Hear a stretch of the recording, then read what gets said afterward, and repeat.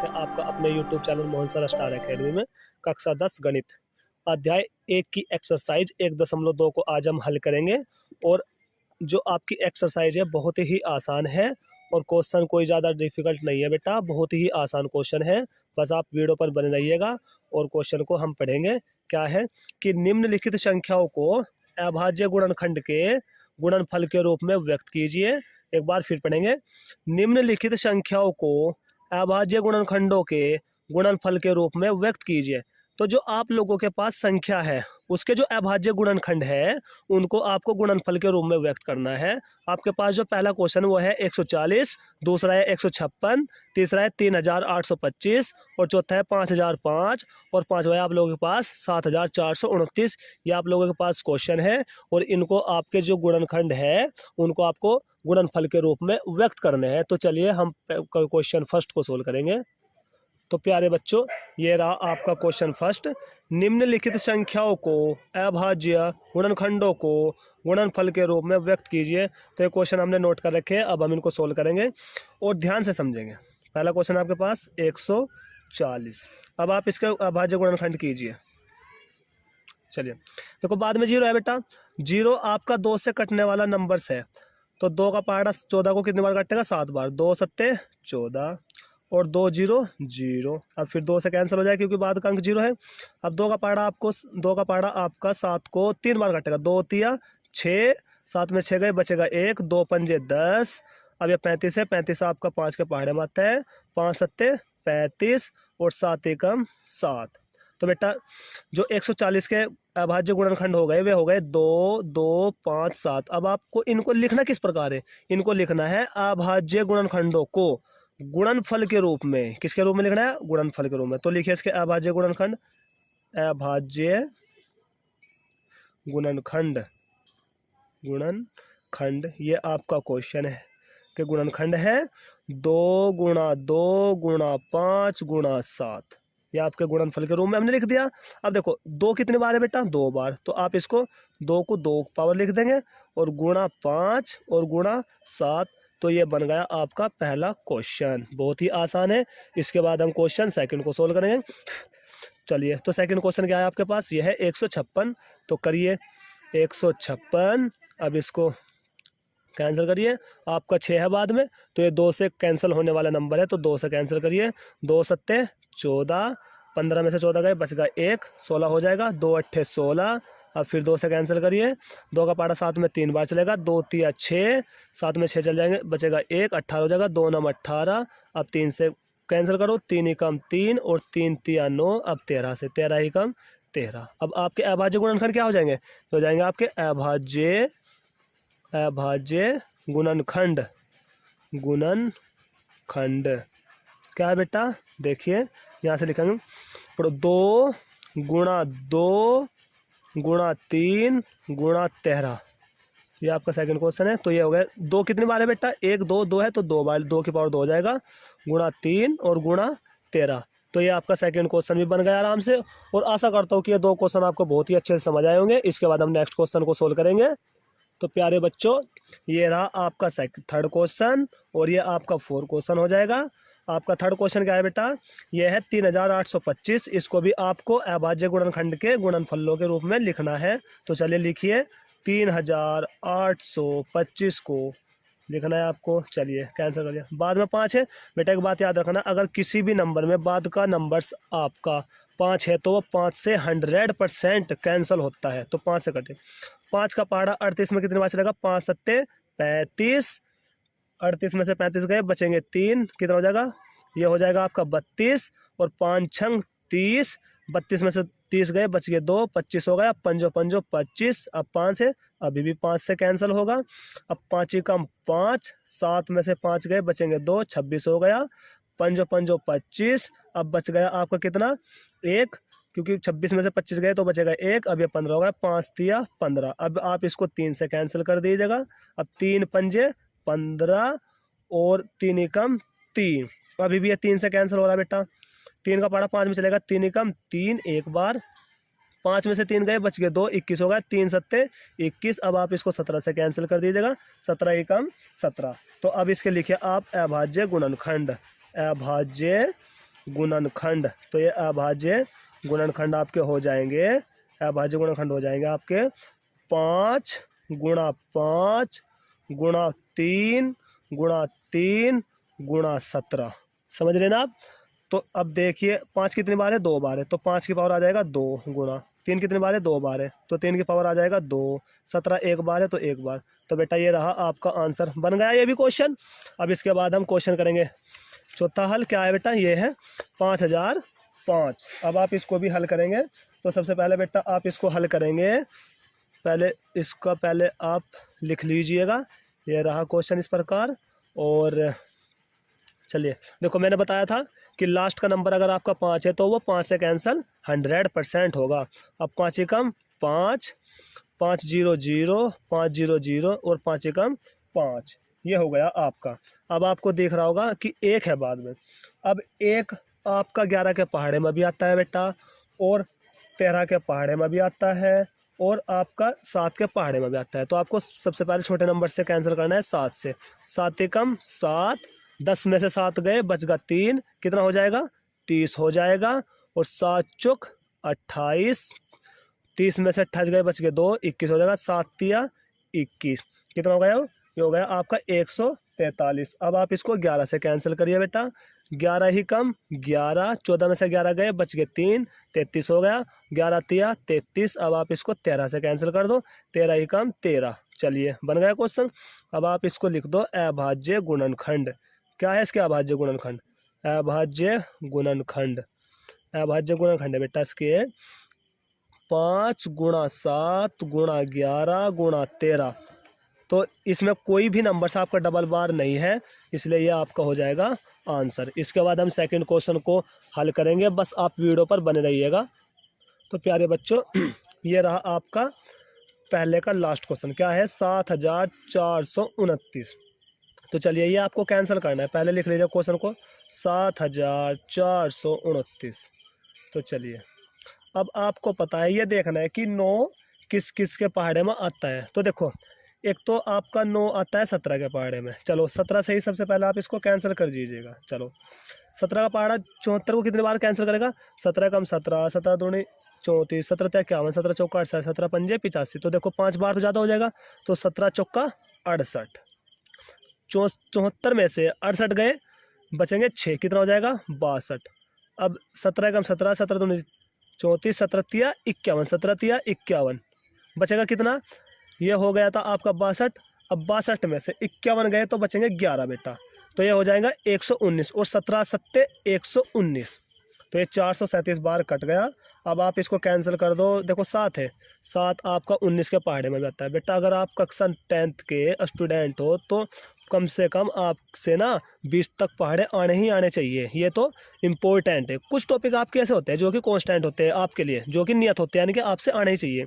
अब 57 है, सॉरी अब ये 7 है बाद में, तो ये 19 के पहाड़े से कैंसिल होगा, क्योंकि बेटा मैंने ना ये कैंसिल करके पहले से ही देख रखा है, क्योंकि मैं हर साल बच्चों को टीचिंग कराता हूँ, इसलिए मुझे पता है। लेकिन आप स्टूडेंट हो, आप इसकी बार बार प्रैक्टिस करना, और आपको भी ये आसान ही लगेगा, जिस प्रकार हमें बहुत आसान लगता है।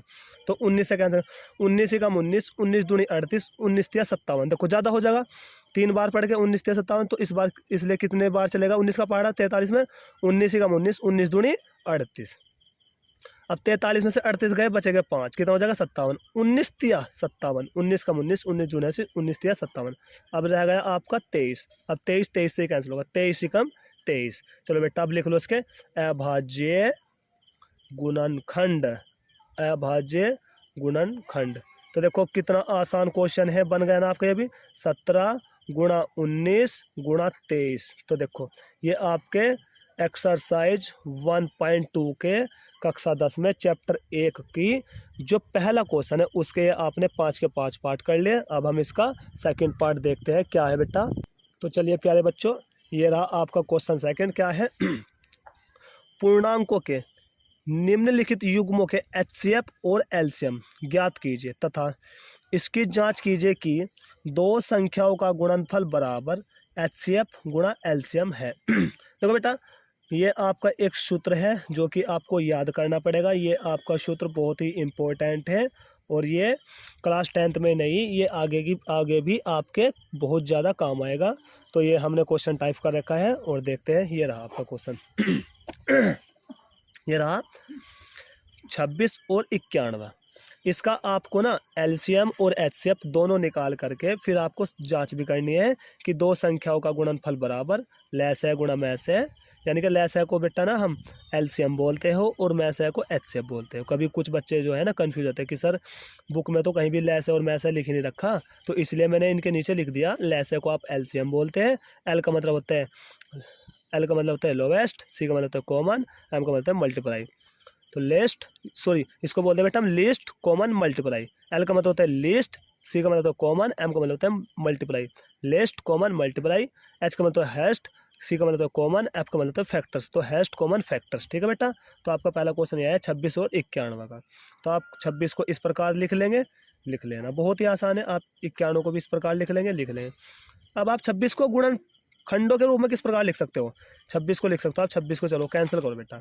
26 को आप कैंसिल करिए 2 से, 2 ही कम 2, 2 तिया 6 और 13 ही कम 13। तो 26 को लिख सकते हो आप 13 गुणा 2। क्या लिख सकते हो? 13 गुणा 2। और 91 को क्या लिख सकते हो आप? चलिए काटे, 13 ही कम 13, 13 सत्ते 91 और 7 ही कम 7। अब 91 को लिख सकते हो आप 13 गुणा 7।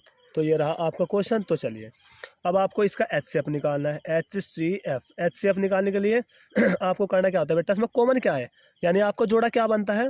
देखो ये 13 का जोड़ा बनता है, तो आपका एचसीएफ इसमें सिर्फ 13 का जोड़ा है, इसलिए एचसीएफ तो हो जाएगा आपका 13। और एलसीएम क्या आएगा? एलसीएम आएगा आपका जो कॉमन है, पहले तो आप उसको लिखेंगे 13, तो आ गया आपका कॉमन। फिर शेष क्या रह रहा है आपका गुणनखंडों में? 2 रहता है और भैया 7 रहता है। एलसीएम में जो आपका शेष रह जाता है वो भी गुणनफल के रूप में लिखा जाता है। अब देखो 13 दूनी 26, 26 गुणा 7, ठीक है बेटा। और एलसीएम बराबर, अब 26 की गुणा आपको 7 में करनी है। 7 छंग 42, 42 का 2 का हासिल को लगे 4, 7 दूनी 14, 14 और 4 18। तो ये हो गया आपका 182। ये आपका एलसीएम और एचसीएफ आपने फाइंड कर दिया है। अब आप इसकी क्या करेंगे? अब आप इसकी जांच करेंगे। जांच किस प्रकार?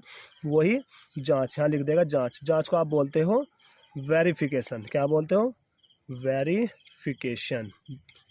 इसका मतलब होता है सत्यता की जांच। क्या होता है वेरिफिकेशन के लिए? मैंने सूत्र बताया था बेटा अभी, वो होता है कि दो संख्याओं का गुणनफल बराबर HCF गुणा LCM, ये होता है बेटा आपका, ठीक है। तो दो संख्या कौन कौन सी है आपके पास? 26 और 91। कौन सी है? 26 और 91। अब देखो दो संख्या तो होगी आपकी 26 और 91, गुणनफल क्या रहा है इसलिए गुणा बराबर। HCF क्या आया आपका? HCF आया है आपका 13। कितना आया बेटा? HCF आया आपका 13 और गुणा LCM कितना आया है? 182। तो ये आपका आया है। अब आपको करना क्या है? आपको 26 की गुणा 91 में करनी है और 13 की गुणा 182 में करनी है, और ये हमने पहले से ही कर रखी है बेटा। तो प्यारे बच्चों इसके गुणा करके आएगा आपके पास 2366, और जब आप 13 की गुणा 182 में करेंगे इसका भी आएगा 2366। बेटा ये मैंने पहले से मल्टीप्लाई करके देख रखे है। ये मैंने मल्टीप्लाई इसलिए कर रखे है क्योंकि आपका थोड़ा सा टाइम बच जाता है, और टाइम बचेगा तो हम ज़्यादा से ज़्यादा क्वेश्चन सोल्व कर पाएंगे। और अगर हम गुणा करके देखेंगे तो फिर टाइम बहुत ज़्यादा चाहिए। और प्यारे बच्चों ये तो मैंने गुणा करके देख रखे है, लेकिन आपको रटना नहीं है, आपको सीखना है और गुणा करके देखनी है। तो अब हम नेक्स्ट क्वेश्चन पे चलते हैं। क्या है आपका क्वेश्चन नेक्स्ट? तो प्यारे बच्चों ये रहा आपका क्वेश्चन नेक्स्ट। क्या है? 510 और 92। तो वही करना है, बिल्कुल सिंपल क्वेश्चन। पहले आप 510 को लिखेंगे बराबर, फिर आप 92 को लिखेंगे बराबर। आप 510 को किस प्रकार लिख सकते हो? पहले 510 को आप इसके गुणनखंड करके देख लीजिएगा। 510, चलिए कैंसिल करिए 2 से। 2 दूनी 4, बच गया 1, 2 पंजे 10, बच गया 1, 2 पंजे 10, 255। 5 से कैंसिल करो, 5 पंजो 25, 5 कम 5। अब इसको आप कैंसिल करेंगे 3 से, 3 ही कम 3, बच गए 2, 3 सत्ते 21, 17 ही कम 17। तो इसको लिख सकते हो आप 510 को 2 गुणा 5 गुणा 3 गुणा 17। और 92 को किस प्रकार लिख सकते हो आप?